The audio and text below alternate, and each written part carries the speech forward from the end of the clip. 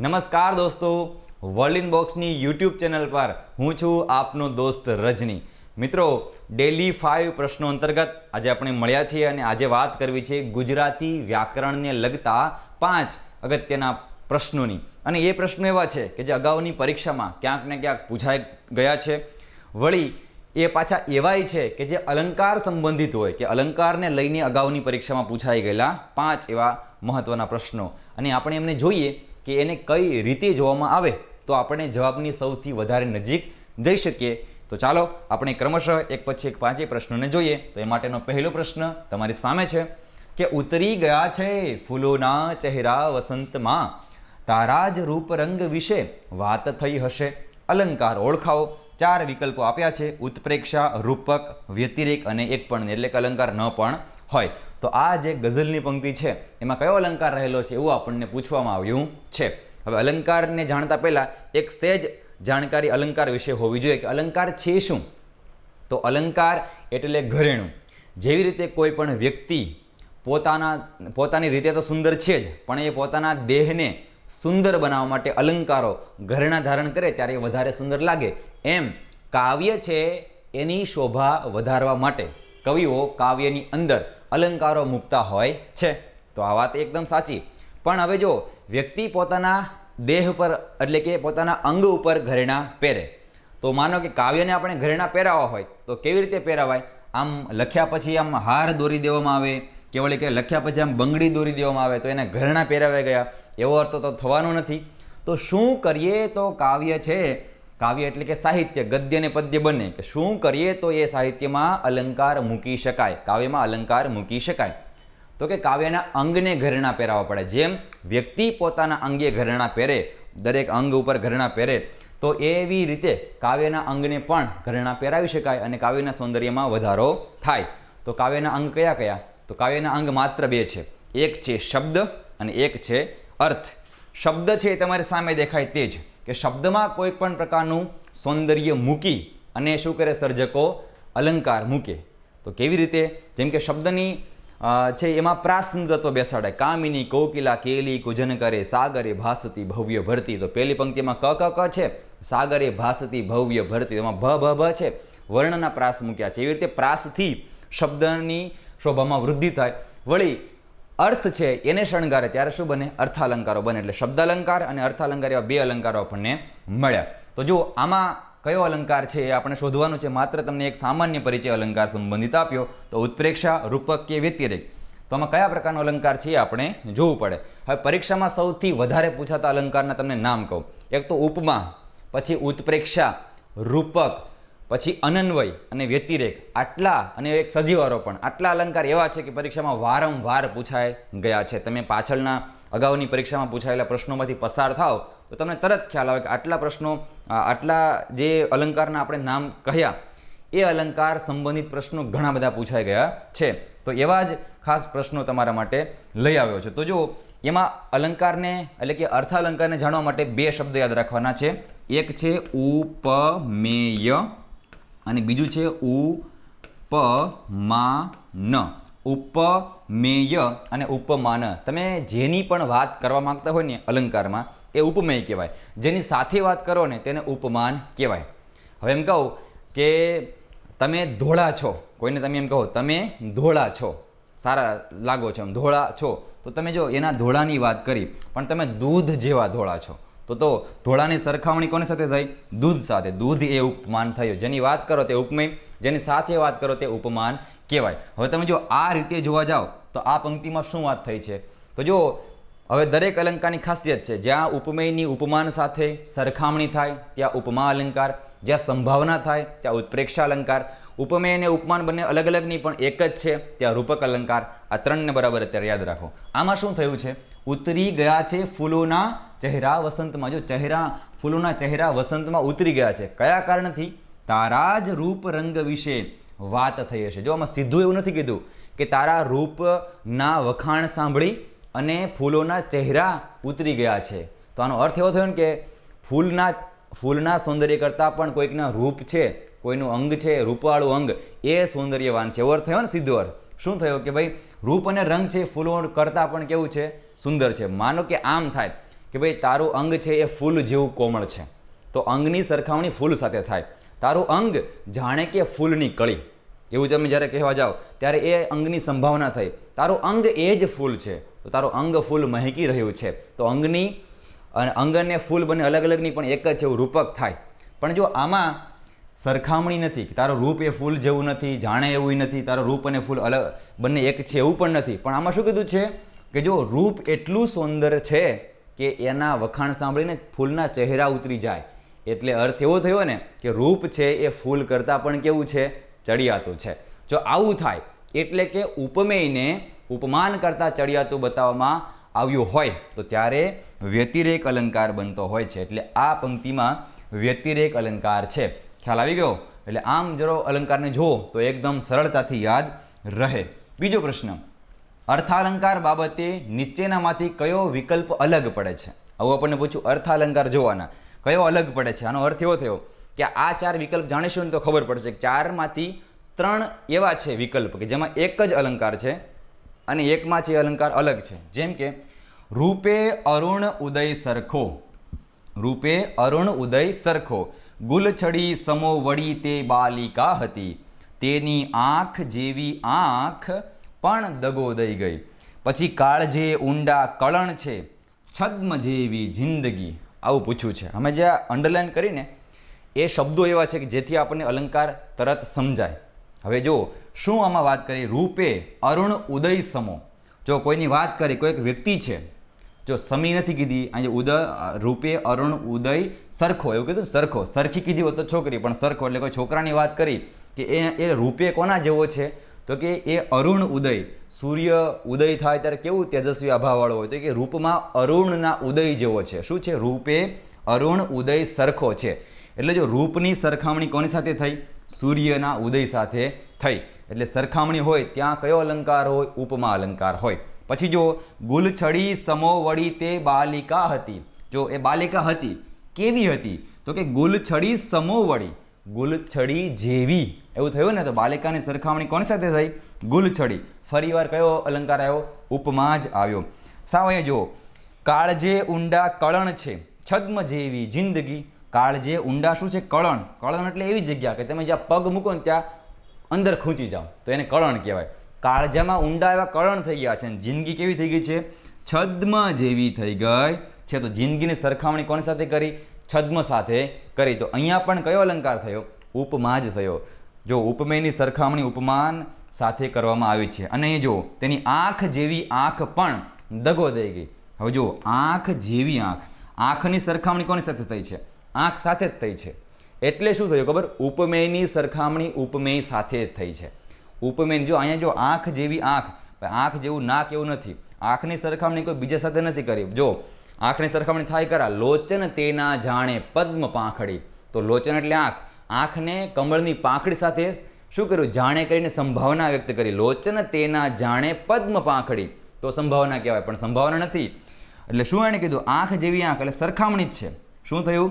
જેમ બધામાં સરખામણી છે ને તેમાં અહીંયા પણ સરખામણી જ છે. પણ આ સરખામણી એવી છે જેની વાત થાય છે તેની સરખામણી તેની સાથે જ. અહીં તમે જુઓ, જિંદગીને છદ્મ સાથે સરખાવી, બાલિકાને ગુલછડી સાથે, પછી આ શું છે? રૂપને અરુણના ઉદય સાથે સરખાવ્યું. એટલે ઉપમેયને ઉપમાન આવ્યું. જ્યારે આમાં ઉપમેય અને ઉપમેય જ છે, ઉપમાન કોઈ છે નહીં. જે આંખ એ આંખ, તો અહીંયા ઉપમેય છે તો અહીંયા ઉપમેય જ રહે. આંખ એ આંખ, આંખ એટલે આંખ, આંખ જેવી આંખ. તો આંખની સરખામણી આંખ સાથે થઈ. ઉપમેયની સરખામણી જ્યાં ઉપમેય સાથે થાય ત્યાં શું હોય? તો ત્યાં અનન્વય અલંકાર હોય. શું હોય છે? ત્યાં અનન્વય અલંકાર હોય. એટલે આપણો જવાબ શું આવશે? આ. કેમ કે 3માં ઉપમા અલંકાર છે અને આ 1માં અનન્વય અલંકાર છે. એક જાણીતું કથન એવું છે કે ક્યાં સુધી તને ઉપમા અને ઉત્પ્રેક્ષામાં શણગાર્યા કરું? ક્યાં સુધી તને ઉપમા અને ઉત્પ્રેક્ષામાં શણગાર્યા કરું? ચાલ હવે અનન્વયમાં જડી દઉં. તું એટલે તું. જો તુંની સરખામણી કોની સાથે થઈ? તું સાથે જ થઈ. તો અનન્વય અલંકાર કંઈક આ પ્રકારનો છે. ગાંધીજી એટલે ગાંધીજી, હિમાલય એટલે હિમાલય, તું એટલે તું, બા એટલે બા, એના જેવું કોઈ થાય નહીં, બાપુજી એટલે બાપુજી. તો આવું જ્યારે ઉપમેયની સરખામણી ઉપમેય સાથે હોય ત્યારે કયો અલંકાર હોય? તો આપણે વાત કરીએ તેમ અનન્વય. અન વત્તા અન્વય, જેનું અન્વય શક્ય નથી તેને શું કહેવાય? અનન્વય કહેવાય. એટલે આપણો જવાબ સી થઈ ગયો. ચાલો, નીચેનામાંથી રૂપક અલંકારને અલગ તારો, એવું આપણને કહ્યું છે. રૂપક અલંકાર હોય તે અલગ તારવાનો છે. તો હવે આમાં અલંકાર તો બધામાં હશે કે નહીં, રૂપક અલંકાર કોને કહેવાય એ આપણે જોઈએ તો ખબર પડે. એમાં ઉપમેય અને ઉપમાન બંને અલગ અલગ નહીં પણ એક જ હોય, તેને શું કહેવાય? રૂપક કહેવાય. તો ફૂલોના જાણે શોભે ગાલીચા. જાણે એટલે સંભાવના છે, તો આ જે અલંકાર છે ને એ કયો કહેવાય? ફૂલોના જાણે શોભે ગાલીચા. જો ફૂલ છે એ ગાલીચા જેવું એમ નથી કે જાણે શોભે, જ્યાં સંભાવના હોય ત્યાં ઉત્પ્રેક્ષા અલંકાર હોય. પછી ડોહો, આપણને શું કીધું? રૂપક કીધું છે ને. ડોહો સોટાની જેમ ચાલવા લાગ્યો. ડોસો એ આમ ચાલતો તો વાંકો વાંકો, પણ હવે સોટાની જેમ ચાલવા લાગ્યો છે. હવે કંઈક મદ ચડી ગયો છે. તો જો સરખામણી કરી છે, સોટા સાથે સરખામણી થઈ, તો આને શું કહેવાય? ઉપમા અલંકાર. ઉત્પ્રેક્ષા ઉપમા. આપણે તો રૂપક શોધવાનો છે. અહીં જો કહેવું પડે હો તારો વટ એટલે વટ. જો કહેવું પડે હો તારો વટ એટલે વટ. વટનો કટકો છે એમ નહીં કહેતા ઘણા. જો વટની સરખામણી વટ સાથે જ કરવામાં આવી, એટલે શું થયું? ઉપમેયની સરખામણી ઉપમેય સાથે. કયો અલંકાર? અનન્વય અલંકાર. હમણાં જ આપણે વાત કરી, એટલે આ છે અનન્વય અલંકાર. તો હવે જે વધ્યું એ જ હોવું જોઈએ. કેવી રીતે? સૌંદર્યો પી ઉર્જરણ ગાશે પછી આપ મેળે. ઉમાશંકર જોશીની આ પંક્તિ છે. સૌંદર્યો પી ઉર્જરણ ગાશે પછી આપ મેળે. તું સૃષ્ટિના સૌંદર્યનું પાન કર. ઉર્જરણ, ઉર રૂપી ઝરણું. ઉર એટલે હૈયું, હૈયા રૂપી ઝરણું છે ને પછી આપ મેળે વહશે, શબ્દોમાં લખાશે. પહેલાં તો સૃષ્ટિના સૌંદર્યનું પાન કર. એટલે જો વાત કરવી છે શું?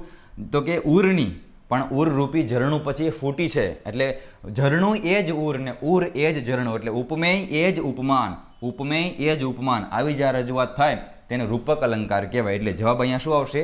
સી. એટલે આપણો આ જવાબ થયો કે આ રૂપક અલંકારને અલગ તારવાનું હતું ને એ.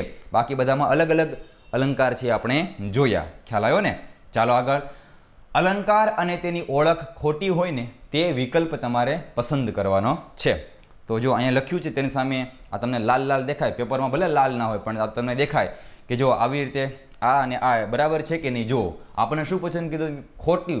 3 સાચું ને 1 ખોટું. આવું ખાસ જોવાનું કે શું કીધું છે. આમ આંધળું આવી જ નહીં જવાનું. એટલે જો ઝાડવા વગાડે કરતાલ, તો સજીવારો પણ છે કે નહીં? આંખનો એકમાત્ર વૈભવ તે ગરમાળો, છે કે નહીં? વૃક્ષો ઋતુની રાહ જોતા રહે છે કે નહીં? પછી બળતા અંગારા સમી આંખો તેણે સ્થિર કરી, છે કે નહીં? આ ઉપમા છે કે નહીં એ તમારે કહેવાનું છે. તો તમે જો એક એકને આપણે જરા જોઈએ. સજીવારોપણ એટલે એવો અલંકાર કે જેમાં નિર્જીવ વસ્તુને શું કરવામાં આવે? સજીવ બતાવવામાં આવે. એટલે કે આમ તો એવો અર્થ થાય કે જે માનવને જે સંવેદન જાગે એ સંવેદન એ કોઈ નિર્જીવ પદાર્થોમાં આરોપી દે, એટલે એને સજીવ વત્તા આરોપણ, સજીવારોપણ કહેવાય. તો ઝાડવા વગાડે કરતાલ. કરતાલ, કર એટલે હાથ અને હાથ વડે અપાતો તાલ એટલે કરતાલ. તો કરતાલ કોણ વગાડે? ઝાડવા વગાડે છે. તો જો ઝાડવાને કેવા બતાવ્યા છે? માણસ જે કામ કરે એ કામ ઝાડવાને કરતું બતાવ્યું. તો આ જ છે ને એ શું? જો ઝાડવા વગાડે કરતાલ, તો ઝાડવાને સજીવ બતાવ્યો. તો સજીવારોપણ અલંકાર છે.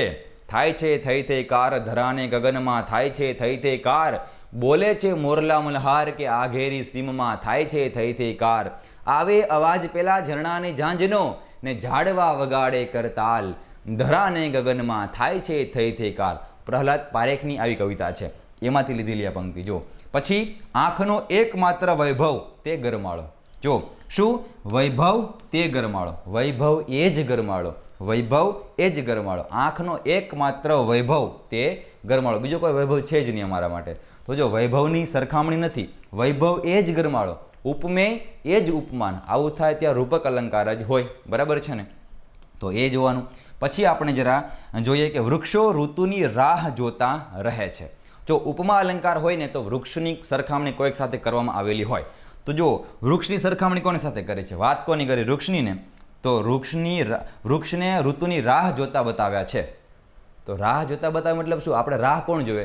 જે કોઈક સજીવ છે એ કોઈક રાહ જો. વૃક્ષને કેમ રાહ જોતું બતાવ્યું? તો જો એ નિર્જીવમાં સજીવનું શું એમણે કર્યું? આરો માનવ ભાવનું ખાસ તો આરોપણ કર્યું. આપણે એવું જ યાદ રાખવાનું. તો વૃક્ષને કોઈકની રાહ જોતું બતાવ્યું ને એટલે એને સજીવ બતાવ્યું. તો અહીં પણ સજીવારોપણ છે. અહીંયા શું આપ્યું? ઉપમા.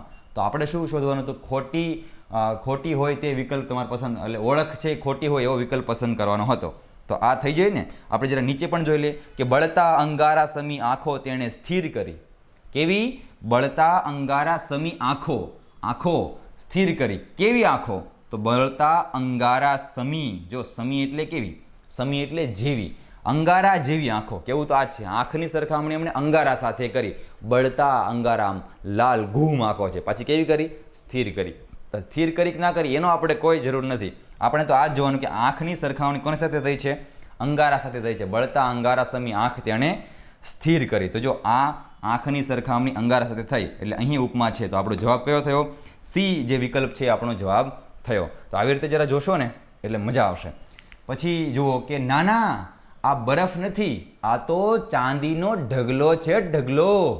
આશ્ચર્ય છે. જો અલંકારની ઓળખ આપવાની છે તમારે. વ્યતિરેક અલંકાર છે, ઉત્પ્રેક્ષા છે, વ્યાજ સ્તુતિ છે કે અપહનુતિ છે?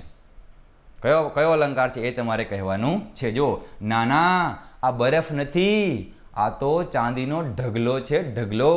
પહેલાં જો કોની વાત કરવાની છે કે આમ કંઈક હિમાલય પર ગયા, ચાલો કે હિમાલયમાં ખૂબ ઘણો બધો બરફ જોઈ ગયા આમ અચાનક, અને કે જો પેલે પણ બરફ દેખાય છે, તો કોની વાત થાય છે? બરફની.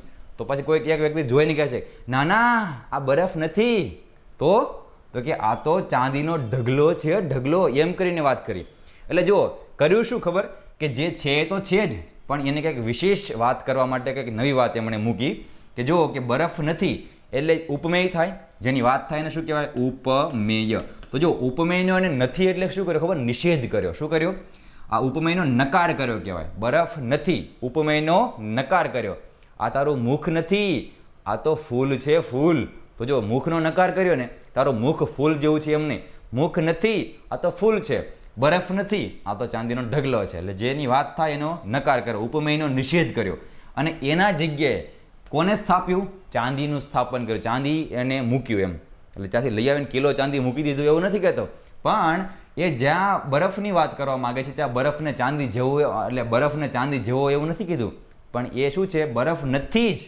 બરફ ચાંદી જેવો નહીં, બરફ છે જ નહીં, ચાંદીનો ઢગલો જ છે. જ્યાં ઉપમેયનો નિષેધ કરી ઉપમાનનું સ્થાપન કરવામાં આવે, ઉપમાનને મૂકવામાં આવે, કોઈ બીજી વસ્તુને મૂકવામાં આવે, ત્યારે જે અલંકાર બને તેને અપહનુતિ તરીકે ઓળખવામાં આવે. શું કહેવામાં આવે છે? અપહનુતિ તરીકે ઓળખવામાં. એટલે જવાબ આપણો શું બનશે? અપહનુતિ. બાકીનું એકેની વ્યાસ્તુતિમાં સ્તુતિને બાને નિંદા અને નિંદાના બાને સ્તુતિ હોય એને કહેવાય વ્યાસ્તુતિ અલંકાર. તો આવી રીતે જો મિત્રો જોઈએ આપણે તો અઘરું લાગશે નહીં. એટલે આમ આને જોવાનું રહેશે. તો આવી રીતે જે અલંકાર સંબંધિત પ્રશ્નો છે એને બરાબર એક વિકલ્પ ઉપર અને પ્રશ્નના દરેક શબ્દો ઉપર તમારે બરાબર ધ્યાન આપવાનું રહેશે. આપણે જે ગઝલની વાત કરી કે ગઝલમાં પણ જો અનાયાસે આ રીતે અલંકાર સર્જક મૂકી દે. એ આખી ગઝલ જો આદિલ મંસૂરીની છે. આપણે શરૂઆતમાં વાત કરીને કે ઉતરી ગયા છે ચહેરા ફૂલોના વસંતમાં, તારા જ રૂપરંગ વિશે વાત થઈ હશે. જો શરૂઆત કેવી છે એમની કે જ્યારે પ્રણયની જગમાં શરૂઆત થઈ હશે, જ્યારે પ્રણયની જગમાં શરૂઆત થઈ હશે ત્યારે પ્રથમ ગઝલની રજૂઆત થઈ હશે. પહેલાં ક્યાં હતી હવામાં આટલી મહેક, પહેલાં ક્યાં હતી હવામાં આટલી મહેક, તારા જ રૂપરંગ વિશે વાત થઈ. એટલે પહેલાં ક્યાં હતી હવામાં આટલી મહેક, રસ્તામાં તારી સાથે મુલાકાત થઈ હશે. આવું છે કે પહેલાં ક્યાં હતી હવામાં આટલી મહેક, રસ્તામાં તારી સાથે હવાની મુલાકાત થઈ ગઈ છે. એટલે હવા પણ કેવી થઈ ગઈ છે? મહેકી ગઈ છે. અને આ દિલને મળ્યું દર્દ તે દિવસથી દોસ્તો, આદિલ મંસૂરી, આ દિલને મળ્યું દર્દ તે દિવસથી દોસ્તો, દુનિયાની જે દિવસથી શરૂઆત થઈ હશે. એટલે આવા ગઝલકારો ગુજરાતીને મળ્યા છે સાહિત્યને. આના પણ સંપર્કમાં રહેવાનું. આ પંક્તિઓ કોની છે એવું પણ પૂછાતું હોય છે. માત્ર બસ આપણે તો આ 5 પ્રશ્નોમાંથી જ પસાર થયા. આવું ઘણું છે. સમયાંતરે આપણે મળતા રહીશું અને આવી જ રીતે પ્રશ્નોની ચર્ચા કરતા રહીશું. અલંકારોને આ તમને માત્ર નાની સરખી વિગત આપી. અલંકારોને પૂરેપૂરા મૂળથી સમજવા જોઈએ અને તમે એ રીતે સમજી શકો એ માટે જ તમારા માટે જ વર્લ્ડ ઇન બોક્સ માય ક્લાસની એપ્લિકેશન બનાવેલી છે. તો એમાં તમે જઈ અને અલંકારોને વ્યવસ્થિત દરેક અલંકારને સ્પર્શીને સમજી શકો છો અને જાણી શકો છો. તો બધું તમારા માટે ઉપલબ્ધ છે જ. બસ તમારી જ રાહ છે, તમારે આવવાનું છે. અને છેલ્લે હવે એક દુષ્યંત કુમારની એક પંક્તિ તમને કહું, હિન્દીમાં છે. એમ કહે કે હો ગઈ હે પીર પર્વતસી પીડા, હો ગઈ હે પીર પર્વતસી पिघलनी चाहिए. बराबर शब्दों पर ध्यान आपजो. हो गई है पीर पर्वतसी पिघलनी चाहिए, इस हिमालय से कोई गंगा निकलनी चाहिए. એ આમને પડી ના રહેવી જોઈએ. જે આપણને મળ્યું છે ને તે ઉપયોગમાં કંઈક આવવું જ જોઈએ. હો ગઈ હે પીર પર્વતસી પિઘલની ચાહીએ, इस हिमालय से कोई गंगा निकलनी चाहिए, मेरे सीने में नहीं तो तेरे सीने में सही, मेरे सीने में नहीं तो तेरे सीने में सही, हो कहीं भी आग आग जलनी चाहिए, मेरे सीने में नहीं तो तेरे सीने में सही, हो कहीं भी आग આગ જલની ચાહીએ. મિત્રો, આ ઉત્સાહની આગ છે ને એને ઠરવા ન દેતા, એને જલતી રાખજો અને એ તમને અવશ્ય એકવાર તમારા મુકામ સુધી પહોંચાડશે અને તમે પહોંચી શકો એના માટે વર્લ્ડ ઇન બોક્સ તમને પૂરેપૂરો આધાર આપવા માટે તૈયાર જ છે. બસ તમારા આવવાની જ રાહ હોય છે. બસ આવતા રહેજો. આપણે આ જ રીતે મળતા રહીશું, કેટલાક પ્રશ્નો પણ જોઈશું અને માય ક્લાસ એપ્લિકેશનમાં તો તમારા માટે હાજરા હજુર છીએ. બસ તમે આવજો. તો ચાલો ફરી મળીશું આવી જ રીતે 5 પ્રશ્નો અંતર્ગત. ચાલો આવજો. જય હિન્દ.